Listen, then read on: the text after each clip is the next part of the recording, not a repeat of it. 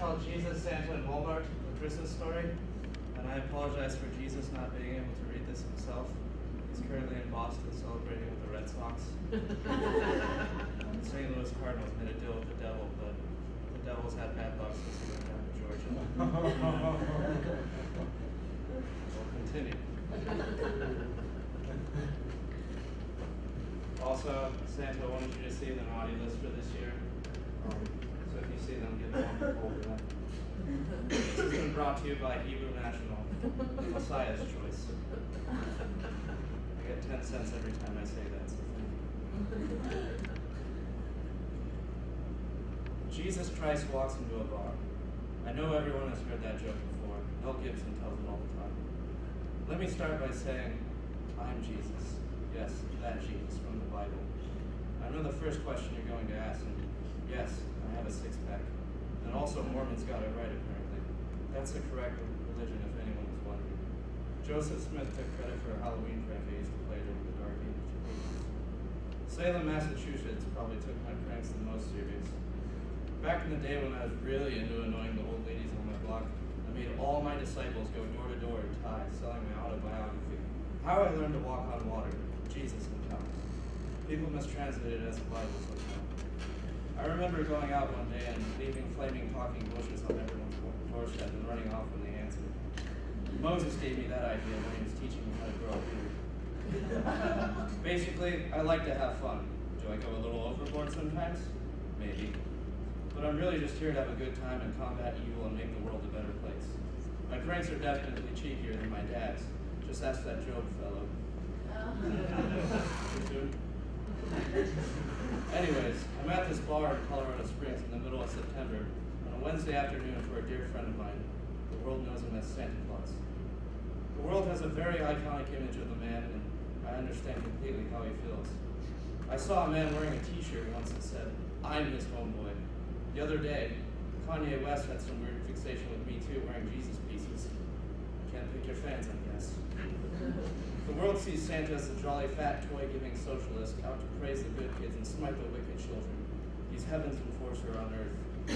People of this world tend to respond more to material punishments than spending an eternity in hell. Santa is a plump, jovial elf that lives in the north and knows no boundaries.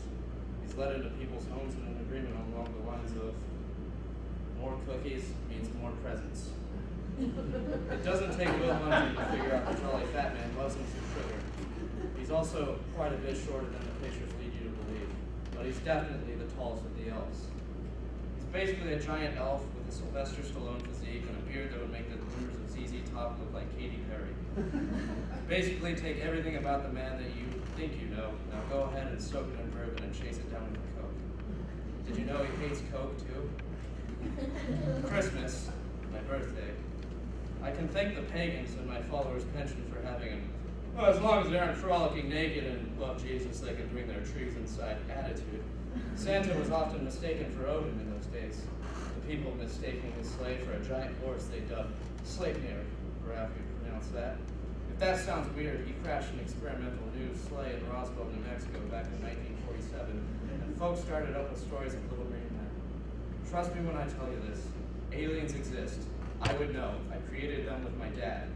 They look a little like Cher and a lot like Clint Howard. I get sidetracked sometimes and I apologize. I guess that explains the platypus. So back to Colorado Springs. I sat down on the stool right next to him and saw the finished bottle of Rumpelmans. It can start a riot in any man's heart.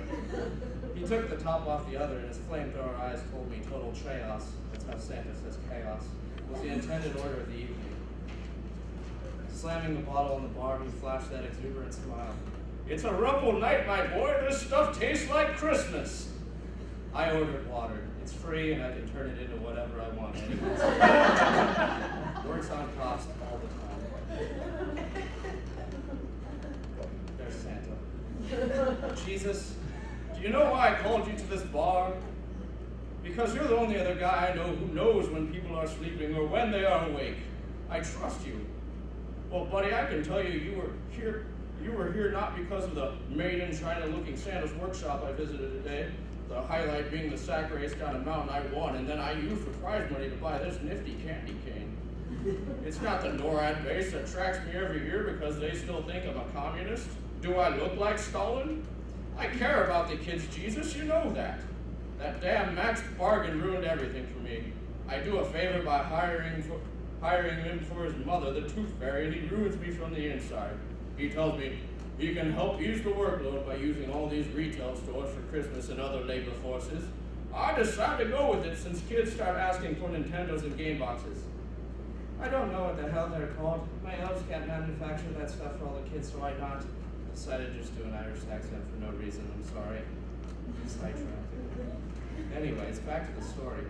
As soon as I know it, I'm out as the boss, and all the work is outsourced to China. The North Pole is a damn ski resort now. My elves are jobless and often none of it right now, doing stuff only your dad knows. I end up becoming a bigger corporate mascot than you or Ronald McDonald, and kids can do whatever they want and still get presents. Nobody knows how to lose anymore, Jesus. I'm fed up. Max Bargain can go to hell. He already ran Christmas that way. Max Bargain. The son of the Tooth Fairy and Stan Smolton, founder of Small Mart. He's the kid who comes to the birthday party, eats the entire cake, plays with the toys before the birthday boy, and somehow leaves with the birthday money too. He's a cataclysm of Western superiority washed down with a peanut butter sandwich and whole milk. He's a cricket who can play Metallica's greatest hits to keep the neighbors up all night. His physical appearance is like a man sculpted from marble but dipped in vitriol. Army tanks get a little bit conscious when he walks by them. If he was a dinosaur, he'd basically be a Tyrannosaurus Flex. Thank you. Constantly dressed like a Wall Street banker with the voice of a Russian bodybuilder and the articulation of Socrates. Even the most vile and caustic remarks from his mouth can enter the untrained ear like a cup of hot chocolate to a child's mouth after a day of sledding. He's a soothsayer of Christmas room, a pugnacious brat who has earned the right to hoard all the coal in the world. Every Christmas villain compels in comparison to him because he won the battle behind the scenes and nobody even knows it. Every major store, commercial, or restaurant the guy covertly owns. He makes the Monopoly guy look like my friend Gandhi in comparison. Love thy neighbor is my motto, except for Max Bargain. Never lend that man sugar. More ribs, Santa. Jesus, I called you down here today because I've set up a fight with Max just like we used to. Back in the old days. I mean, how we used to do it. The contest is a decathlon. It's going to be mano y mano, a test of might and brains, my friend. Remember when your dad fought Zeus over who got to receive thanks in every MTV speech award? We're going to do it 10 times bigger.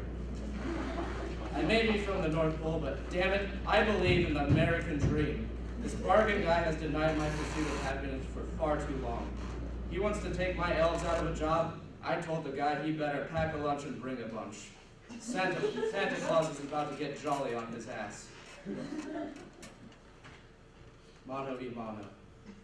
Contests like this are nothing new, and every great hero must go through one. I had to do this to the Beatles when they started getting bigger than me. I sent my spy Yoko Ono in and tore them apart. Paul Bunyan once lost a cake drinking competition to Teddy Roosevelt. Paul faded into a warbling mess within a week. When a wager is set in these types of competitions, they are carried through. In Paul's case, he became the brawny mascot, and has also been getting steady work ever since in some foreign car commercials. Teddy knew Paul would hate being turned into the very thing he hated most. A flannel-wearing purveyor of disposable towels. With Paul out of the picture, chopping down trees and making mountains, Teddy was free to conserve all the trees he loved. In that forest, he could be free to fight bears with his fists and have tea parties with Bigfoot. And the tea was always whiskey. Santa and I kept talking about Christmas and how we once fought over the credit. Back then, nobody would have known that we would become best friends. It's amazing how things can come full circle like this. Santa took one last pull of his rumple, and I finished my tequila. If you expected wine, you should know that I'm Mexican. Didn't want to spoil that for my followers because I kind of look like Jim Henson. My mother is actually Mexican and came to Israel because of a blind date Gabriel set up for my dad. Joseph ended up raising me on earth and was a pretty great stepdad. I really feel bad about all those times he took me hunting and I would resurrect the animals just to mess with him. This one time he was teaching me how to build a table and I made it look like ghosts were lifting it up. He said my name in vain, and I, being God on earth, had to punish him. It's weird when a son has to spank his father, but that's how my household was. So many memories. Oh, my drunk, I'm God. Let me sleep this one off and get back to you on the next paragraph. I was pretty drunk at this moment. I apologize. I woke up to the deliciously Christmas smell that was so familiar at the Claus house. A breakfast of candy canes, root beer, and chocolate-flavored seal meat from the South Pole. This is my training table, Jesus. We're going to start training today, said Santa. Right then and there, a montage began, just like Rocky. Bargain and Santa simultaneously training to erasers pit a little respect. In the end, that's all we were really looking for. The date is set for December 23rd, 2014, when the two giants of Christmas go head-to-head. It's a meeting of the old school and the new school. Classic Christmas idealism, locking horns with modern consumer corporate Christmas. If you have kids, are thinking about kids, or generally just love Christmas, mark your calendars. This is going to settle Christmas once and for all.